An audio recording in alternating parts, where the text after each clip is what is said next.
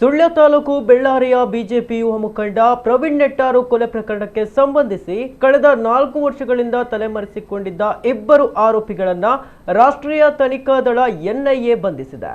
ಬೆಳ್ತಂಗಡಿ ತಾಲೂಕು ಪಡಂಗಡಿ ಪೊಯ್ಯಗುಡ್ಡೆ ನಿವಾಸಿ 32 ವರ್ಷ ಪ್ರಾಯದ ನೌಷದ್ ಮತ್ತು ಕೊಡಗು ಜಿಲ್ಲೆಯ ಸೋಮವಾರಪೇಟೆ ನಿವಾಸಿ 41 ವರ್ಷದ ಅಬ್ದುಲ್ ನಾಸಿರ್ ಬಂಧಿತ ಆರೋಪಿಗಳು.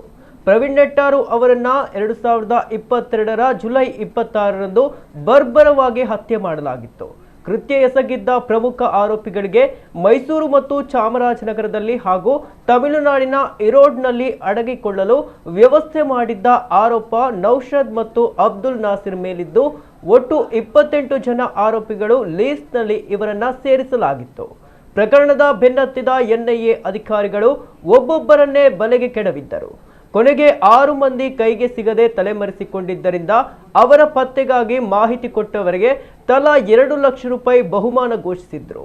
ಈ ಪೈಕಿ ಸೋಮವಾರಪೇಟೆಯ ಹಾನಗಲ್ಲು ನಿವಾಸಿ ಅಬ್ದುಲ್ ನಾಸಿರ್ ವಿದೇಶಕ್ಕೆ ಎಸ್ಕೇಪ್ ಆಗಿದ್ದಾನೆ ಎನ್ನಲಾಗಿತ್ತು.